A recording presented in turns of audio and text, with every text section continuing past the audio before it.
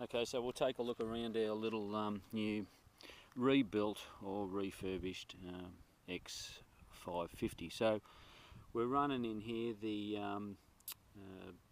Hobbyking Multiwii Pro board with the U-Blocks GPS. Now you'll see I've got a Bluetooth unit sitting in there. Now I'm not connected, so it's just flashing away. Okay, so it's connected into serial port 1, GPS into 2.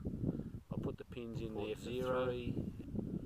Put the pins in there, so we've got port number 1 for the Bluetooth, number 2 GPS, 3 we'll run something in that like the APC220 long range Bluetooth, 0, all the pins are in there, and I've also put the I2C pins in there as well. Okay. Excuse me.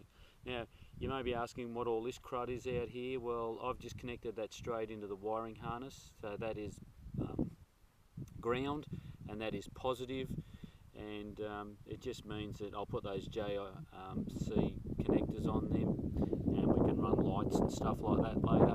You can see we do have the little set of lights running out the front there, the machine gun light spy gimbal, and we've got the Hobbyking control board in there.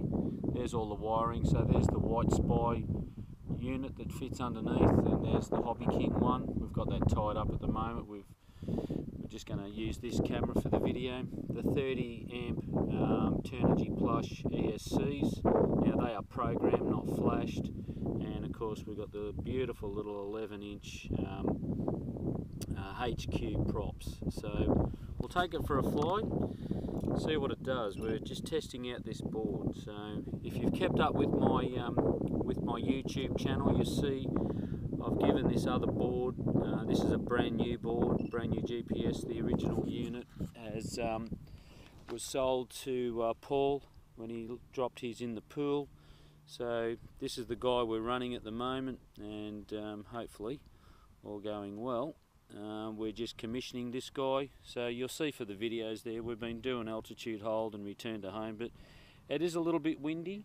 You can see it doesn't seem much, but that is enough to blow your quadcopter around the park, especially when you're trying to do things like altitude hold, return to home and the like. So enough talking, and we'll put this specially designed flight container / lunchbox back on her, and we'll get her up in the air, eh?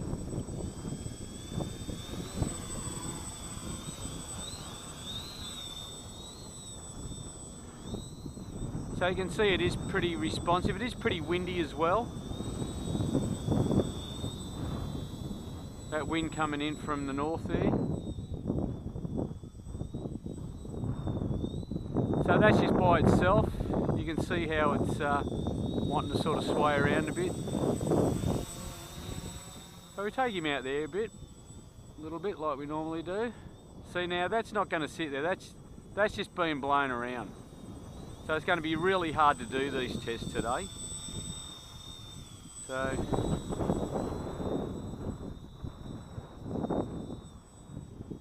if we do that's a position hold. Now it's not going to hold there, of course, is it? You can see that it's trying to hold there, but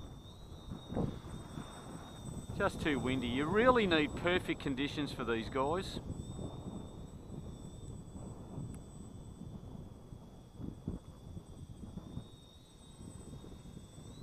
So position hold, we'll try altitude hold. So it's just going everywhere. Goodbye.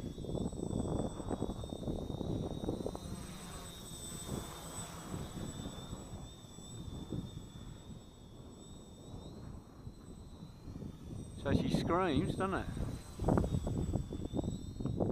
The 11-inch props, nice, aren't they?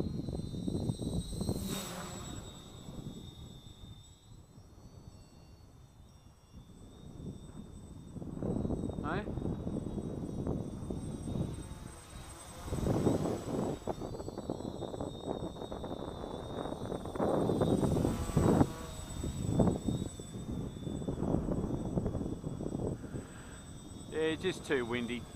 We'll do some aerobatics. Look at that, that's me twitching, look at that. Standard PIDs, people. I don't know why people even bother talking about PIDs. Look at that. Hey? Now that's 2.3 Navi. That's the before Alexmos version. Hey? That's me, look at that. Hey? You wouldn't want any more control over your copter than that, would you? Hey?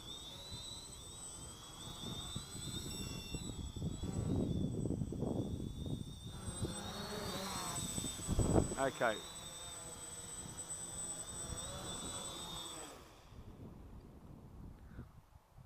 You wouldn't want any more control. Now that is with the standard stock PIDs. Now all I've done is I've increased the pitch, roll and yaw rates, those two little boxes to the right of the PIDs. I've put that at 0.1 where it was 0. I've downed my Expo from 0.65 down to 0.4, so it's just that bit more reactive. Now if that was linear, that would behave even more precise than that.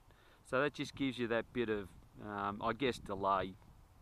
And of course I've upped the RCrate up to 1.1, so from I think it's 0.96 or 95.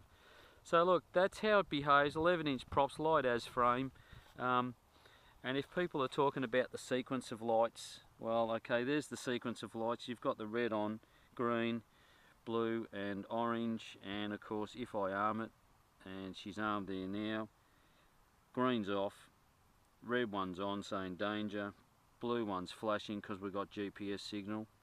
So we disarm and we've got the red danger one off, and as I call it, and the green safety one on. The blue is flashing to say we've got GPS signal. So if we lift this up, and that's what I like about these little U-Blocks units, if you have a look in there you can see we've got the little red light flashing underneath there. I mean, these are a brilliant unit. I'm not sponsored by anyone, and I like to give things a rap if they're really good and I find them good, so other people can get the hang of it. But this U-Blocks unit, 20 bucks, and you know, away you go. If you want to know about these lights, these are, I think these are called the Dr. Mad, excuse me, Dr. Mad lights. And all they do is plug into your channel. Here, a spare channel. I've got them in the bind or the battery channel. Just positive and negative. Picks up power as soon as you power up, and that little board's just sitting there, and just the two lights. And I've got them wired into the back here, in the back of the tube, and the LEDs out the front there. They are what they call machine gun lights for planes, so that makes it look like you're being attacked. You put them out on the wings. I put them there for orientation. Yeah, I think it's all good. So enough ranting, we'll go and do some aerobatics.